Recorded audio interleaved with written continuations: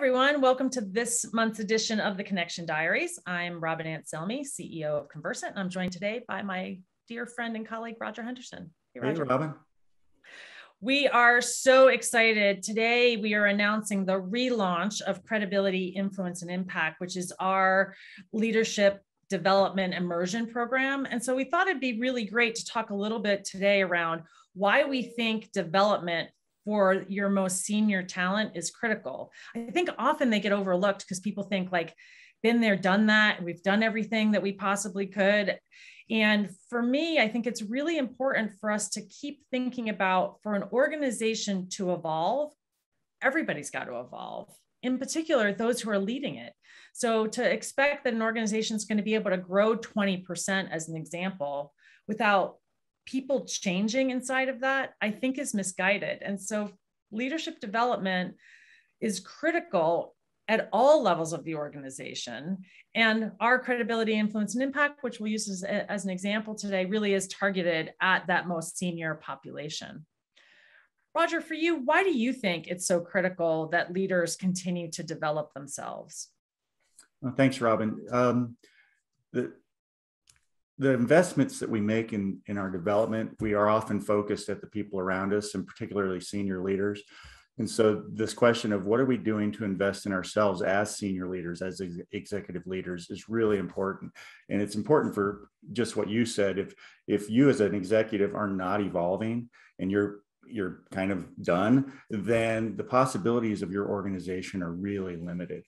And so we're saying, turn that towards yourself, create space. If you're growing, it's going to create space for others. And not only space, but in a model of what growth looks like. And so we think it's important for that to be happening at the highest levels of an organization ongoing and on an ongoing basis. So other people go, okay, this is normal. It's not, development isn't because I have some huge deficit.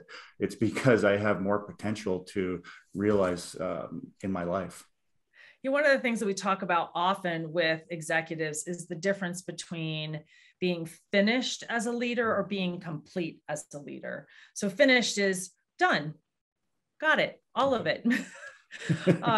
And complete is whole and sufficient and successful, and yet unfinished, meaning there's still room to grow and to evolve and to develop. And let's face it, the world around us is changing so quickly. Of course, we as leaders have to continue to push those edges and figure out what else is there for us to learn as individuals. Where else can we grow and develop as both human beings and leaders?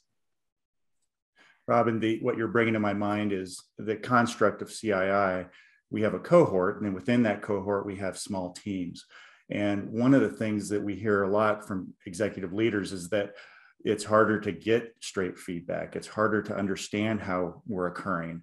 And in the program, you'll be surrounded with people that are of similar backgrounds as far as experience, maybe from different industries. So there is diversity.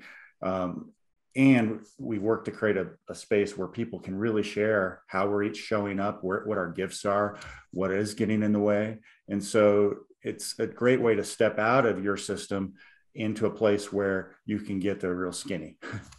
Yeah.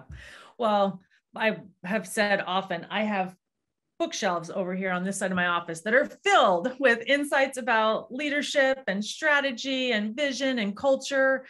And they only get me but so far, right? I really do need other people to help see who I am in the world and what's my part of that. Roger, you have a particular way of saying this that I think is really helpful. Do you want to add that in? I'm a big fan of the notion you can't find yourself by yourself. And it really is, my eyeballs are looking outward all the time. They don't see what's really going on here. So being around some peers and some coaches that can say, well, here's what we're seeing. Here's what we're seeing to appreciate. And here's what we're seeing that you might want to take a look at.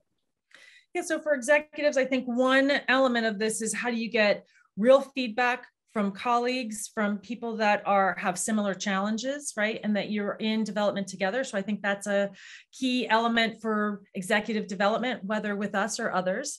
Another one is that often by the time you've reached sort of a senior level in an organization, you've gotten a lot of development. And for me, what credibility, influence, and impact, and I think this is critical for a leader's development, is actually not about adding more, because you've had a lot that's been added already. It really is around getting to what's essential in your leadership. How do you lead authentically for you, from your skills and gifts and talents? Yeah, we often hear at the end of a program, people going, leadership from my own authentic way of doing it is actually easier than what I was doing all along. So in a way, we end up taking away things that were unnecessary and learning to trust ourselves more, learning, and it doesn't mean that we've gotten softer. A lot of people leave being way more direct, way more assertive, or backing off and saying, let's let others go through. But it often is so much more natural than what they came in the door with. So I think that's another element of any kind of leadership, executive immersion experience, is how do you get to the core of what's authentic for you? It's not about trying to create these carbon copies of people that are exactly the same and lead exactly the same way. I think our organizations actually really need us to be authentic in those moments and true to ourselves. And I think back to what you said a few moments ago about role modeling, about showing that there's lots of different ways to lead and be successful in that. And how do you do it in a way that's natural for you and uses your own skills and strengths? I love that, Robin. What's on my mind, just as you said that, is what got us right here often isn't what's going to get us to the next place. Yet what will get us to the next place is often inside of us, ready to go, if we just kind of mine it a little bit. Yeah.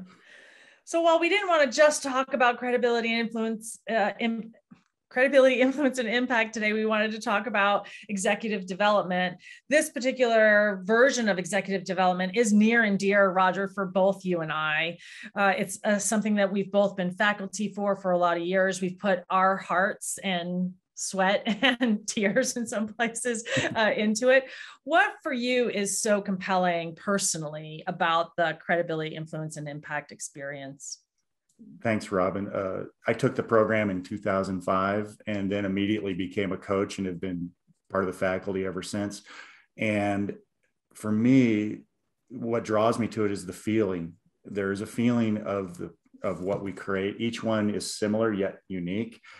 And there's a draw. I go and it's because we create this great learning environment. We're with people that are unique. Each cohort has its own unique purpose. And it just that feel, and knowing that at the end of it, we're going to have a community of a cohort or small teams that will stay connected probably for a long, long time in the future. That's my draw. I'm a little bit addicted to it that way. How about you, Robin? Well, years ago, I had somebody ask me, like, don't you get bored leading the same program, every year? And I said, it's never the same program twice. It has a lot of the same components, but it really is never the same. And I think in part because I'm never the same inside of it. It gives us as the faculty a chance to evolve and develop. And so we really are in it with people.